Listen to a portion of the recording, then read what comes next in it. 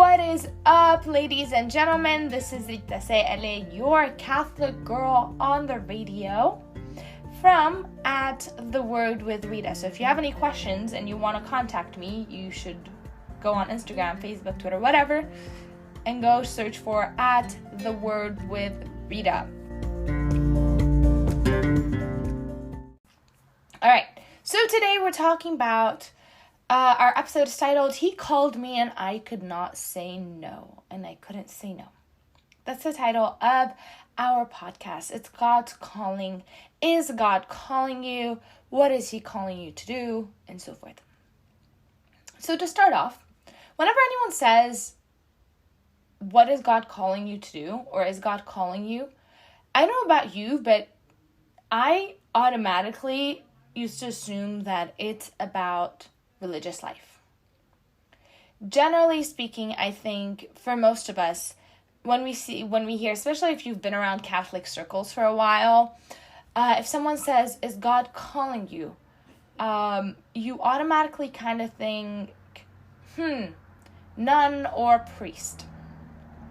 But isn't God calling us all? Isn't there different vocations in the church?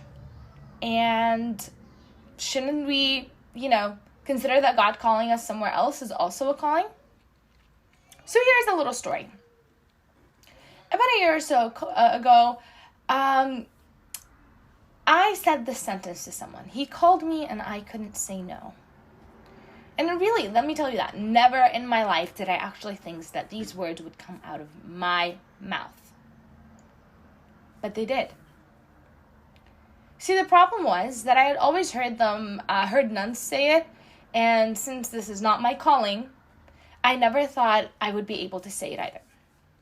Like, I never thought that I would be able to say, God called me and I said yes.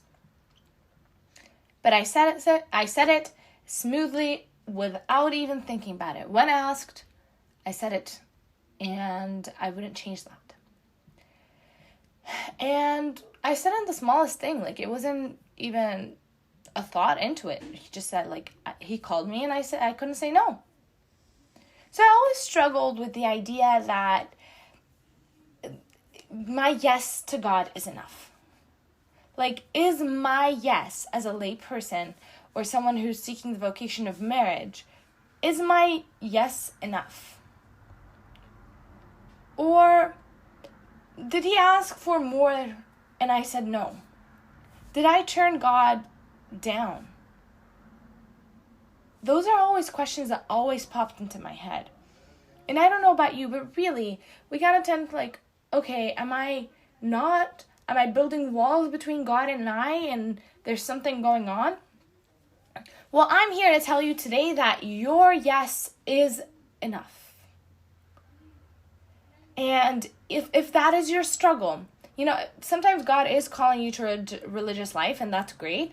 And if that is the case, then follow your heart and follow your calling and see where God's taking you, see where He's leading you. But just so you know, if you decide to be married or to be a lay person or to serve Him otherwhere in the church, that yes is enough, and God can use that. There were saints that were mothers of saints, that were fathers of saints, and their children are what made the church better. One of them is Saint Therese of the Little Child, right? The French one. Y'all know who Therese is? Yeah? Okay. So glad we're on the same page. So she and her sisters all chose monastic life. And 3 out of them are canonized as saints, and their parents are canonized as saints. Was her parents' no to monastic life a bad idea? Now, no one would dare think so, right? So anyways, before we continue talking, let's take a small break and then come back. Welcome back, ladies and gentlemen. So we are talking about God's calling and what is God calling us to do. So, we said that your yes and my yes is enough. The truth is that God calls us to different tasks. Like my mom always says, if everyone is a doctor, then how would we survive, right? Because everyone says, oh, I want to be a doctor. If everyone is a doctor, how would the world survive? You need builders, you need engineers, you need cooks, you need caregivers, you need all kinds of different tasks for the world to continue. So the truth is, God calls us to different tasks. The important thing is to be ready to say, He called me and I couldn't say no. This could be a call to anything, you guys. Maybe to pray the rosary. Maybe He's calling you to read the Bible more. Maybe He's calling you to go to daily mass. Maybe He's calling you to carry the groceries for your old neighbor. Anything. It may not be something considered religious. Honestly, you could be making sandwiches for the hungry or knitting blankets for those stuck in the cold. Is that religious? No. So, the question here today is, what is He calling you to do? What do you feel in your heart that you should be doing to serve God? One thing that I like to mention here is Jesus says that I was hungry and you didn't feed me. I was thirsty and you didn't give me food, right? And then they ask, when did we see you like this and didn't minister to your needs, right? And He says to them, what you did unto one another, you did unto me. So out of love for Christ, we do things for others. So what is He calling you to do today? How could you serve Him? Through others. That's the question we want to be asking ourselves. That's the question that really matters. If I go back and see Christ today, what would He say about me? Would He say, come in, my good servant? That's where it is. The thing is, The thing is, I think that when we think about, like, in the gospel, the people with the talents, the Lord kind of left them to do their thing. And when He came back, He questioned them over the talents that He left them with. And so, I think we can do the same thing here too. He's giving us a whole massive amount of opportunities. Every day, there's a new opportunity to serve Him. Every day, there's a new opportunity to be with Him and like Him. And every day, there's an opportunity to serve Him. So, what are these opportunities that you have in your life today that will transform your life, that will change it into something better? Obviously, I can't answer that question for you. What is He calling you to do today? That is between you and Him. But you can find that out through prayers. So, let's take another small break and then come back and we will continue. So, welcome back. All right, so we're talking again about how God calls us and how we can't say no really to Him. So this is a small reflection on a Good Friday that passed. All right. So here's the question that I ask you: how is He calling you to make this mess we call life something good? How is He calling you to live this mess we call life? Right? Excuse me. All right. So if you know anything about the Melkite Good Service or the Byzantine Good Service, it's practically like a 3-hour service in which at that particular Good Friday, I prayed an accumulated amount of basically 5 minutes. Yep, 3 hours, 5 minutes. My nephews and nieces were there, and y'all know that I love them, right? They are amazing. And so basically, anyone sitting within our radius also prayed an accumulated amount of 5 minutes. So as I stood there pondering how my prayer life has changed from pre-kids with my sister years, I realized that God is calling me to this mess. These 5 minutes were all that I could give him. Amidst everything that I was doing, these 5 minutes were all that I could give him, were all that you maybe at some points can give him. There's nothing about that service that I would change. Nothing. Because those 5 minutes were all that I needed. Yes, there was talking, crying, misbehaving, all of it was there. You know how it is when there's kids around. But they were amazingly beautiful. These kids are saints in the making. That's where we want them to be. So, at that moment, in the middle of the service, he called me to be with the little ones, and I couldn't say no.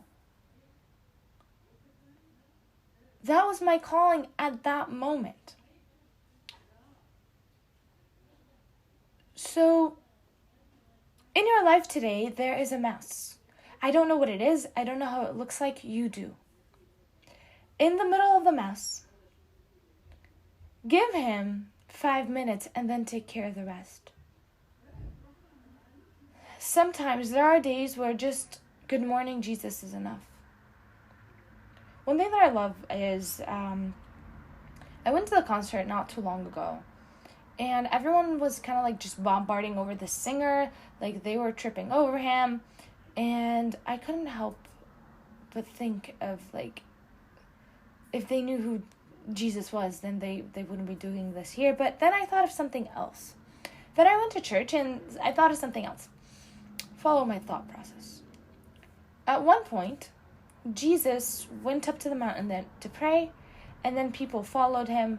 And then he came back and he said, okay, I got to go help these people. And so he left his prayers and he went to help these people.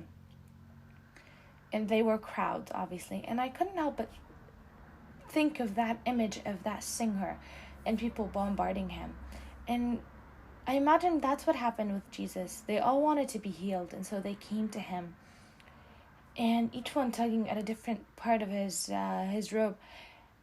Each following him. But what he wanted to do was to go pray in seclusion. But he couldn't because he was needed elsewhere. So maybe today you're needed elsewhere. But those few moments of prayers that you make sure that you have your connection with God, that's what you need today. I'm not saying deliberately walk away from God. I'm not saying deliberately don't go to Mass. No, go to Mass. Do your best to be there. Do your best to receive daily communion. Do your best to stop in the middle of the Mass and say thank you. Maybe say a prayer when you're doing the dishes. Maybe when you're cooking, say a small prayer and give thanks to God for him providing food for you.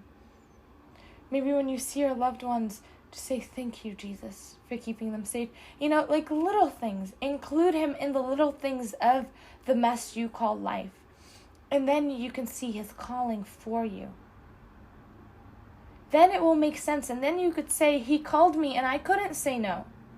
He called me to prayer even in the middle of all of this. He called me to love my spouse or my significant other when they're being completely annoying. He loved me he called me to love my neighbor. And to pray for them, even though you might not like your neighbor, but you can indeed pray for them, and that's a really big deal. And so he called you, and he wants you to do something big with your life. But that big thing that you have to do, or that God is calling you to do, could be in your home. And it could be in the details. That's why a lot of times people would come to Jesus and they would say, oh, I want to follow you. I will go wherever you're going. And what he would say? Go back home. And tell the world. Tell everybody. That could be it. that could be it for you. Your job begins at home. But God is with you, and God is standing next to you, and yes, He is calling you, and yes, you are saying yes. Let's take a few minutes, and then we'll come back, and we'll talk a little bit more. So God is calling us to be with Him. Sometimes that means praying for 5 minutes out of a 3-hour service. And you know what? Taking care of the kids for the rest. Sometimes life gets messy, but it doesn't mean we're no longer answering God's call. So long as we strive to be with Him, strive to unite ourselves with Him at all times, through all things, then He will work through all things. We will see His glory through everything. And sometimes God's calling looks different than what we expect. Sometimes His calling looks way different than I'd ever imagine. But that doesn't mean He's not calling. He's not calling you to act in this very moment. I can't give you the absolute calling that He has for you, but I could tell you to pray. And I could tell you, see what good you can do today. So, He called me to everything in life, and I couldn't say no, and I hope that you can't say no to Him either, because the yes to the Lord means so much. If you guys have any questions, please make sure to contact me at The Word with Rita on all kinds of social media, and I will be happy to be with you guys. I was so excited for this episode. Bye!